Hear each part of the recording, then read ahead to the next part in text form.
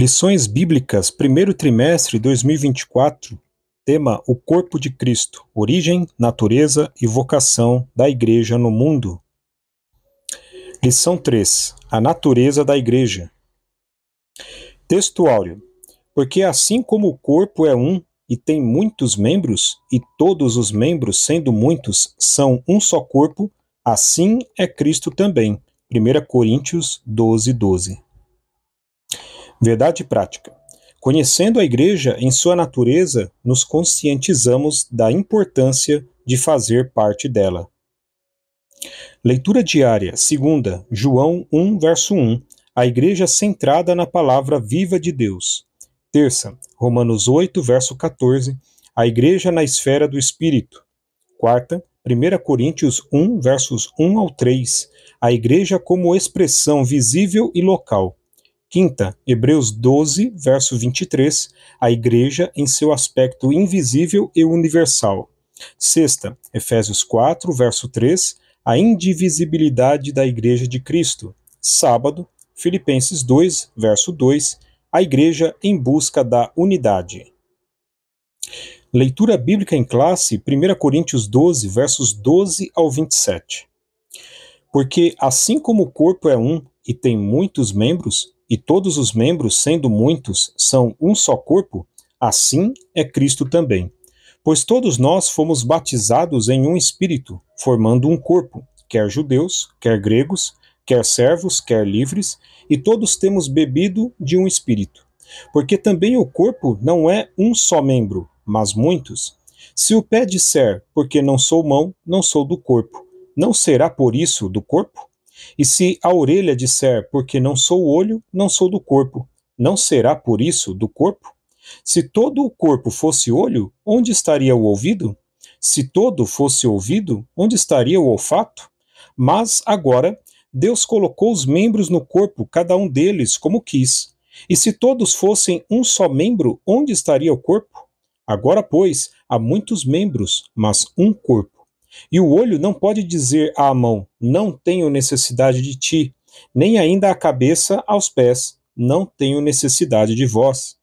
Antes, os membros do corpo que parecem ser os mais fracos são necessários, e os que reputamos serem menos honrosos no corpo, a esses honramos muito mais. E aos que em nós são menos decorosos, damos muito mais honra, porque os que em nós são mais honestos não têm necessidade disso.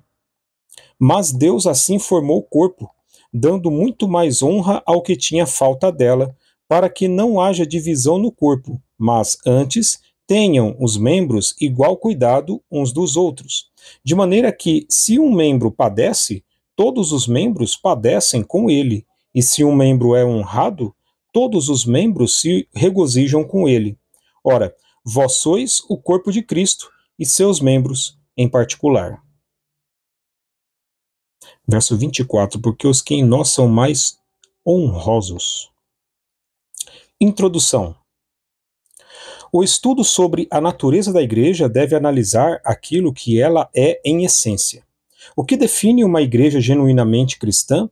Evidentemente que há muitas características que mostram o que é uma verdadeira igreja. Contudo, para nosso propósito aqui, trataremos apenas de algumas delas. Por isso, nesta lição, veremos que uma igreja genuinamente cristã é confessional, ou seja, ela se fundamenta na palavra de Deus. Tem uma dimensão local e universal, ou seja, existe tanto na forma visível como invisível. E, finalmente, a igreja genuinamente cristã é una, isto é, não é dividida, pois sem unidade não há igreja. Tópico 1. A natureza da igreja na sua dimensão confessional. Ponto 1. Fundamentada na palavra. Uma igreja verdadeiramente bíblica é firmada na palavra de Deus. Nesse aspecto, primeiramente, temos Cristo como a palavra encarnada, a palavra viva. No princípio era a palavra, João 1:1. Jesus é a palavra que se humanizou, isto é, Deus feito homem. A igreja bíblica possui Jesus Cristo como seu fundamento, Efésios 2:20. Uma igreja verdadeiramente bíblica é centrada em Jesus. Em segundo lugar, Uma igreja bíblica é fundamentada nas escrituras sagradas, a palavra inspirada. Se não existe igreja verdadeiramente sem Jesus, da mesma forma, não há igreja verdadeira sem fundamentação bíblica, 2 Timóteo 3,15. A heterodoxia, o desvio doutrinário e a apostasia vêm pelo distanciamento e abandono da palavra de Deus. Ponto 2. Habitada pelo Espírito. A igreja é habitada pelo Espírito, dirigida e capacitada por ele. O Espírito Santo é a força motriz da igreja. Na verdade, a obra do Espírito começa no seu trabalho de convencimento do pecador. É o Espírito quem convence o ser humano do pecado. João 16, 8 ao 11. É o Espírito Santo quem produz a obra da regeneração. Quando o evangelista Lucas diz que o Senhor abriu o coração de Lídia, Atos 16, 14, aí vemos uma obra poderosa do Espírito Santo trazendo o convencimento para a salvação. Ponto 3. Quem faz parte da igreja anda no Espírito. Quando alguém responde à mensagem da cruz, o Espírito de Deus produz nele a certeza da salvação. Romanos 8,16. Agora, regenerado, o cristão passa a andar ou ser dirigido pelo Espírito. Romanos 8,14. O fracasso na vida espiritual está no fato de não andarmos na esfera do Espírito. Gálatas 5, 16, 17. O Espírito, portanto, habita o crente, capacitando-o. Atos 1, 8. Sem a capacitação do Espírito, a igreja é inoperante e perde a sua essência. Tópico 2. A natureza da igreja nas suas dimensões local e universal. Ponto 1. Local e visível. Biblicamente, podemos falar da igreja em relação à sua dimensão espacial, isto é, em relação ao local ou ao espaço geográfico. Ela pode ser vista e sentida. Nesse aspecto, a igreja existe localmente. Assim, vemos os apóstolos escrevendo suas cartas a determinadas igrejas situadas em diferentes locais. A igreja de Deus que está em Corinto, 1 Coríntios 1, 2.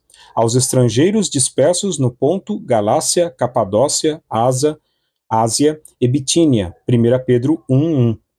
Nesses textos vemos as escrituras se referindo à eclesia, à comunidade de crentes, situada em diferentes locais. Ponto 2. As particularidades das igrejas locais.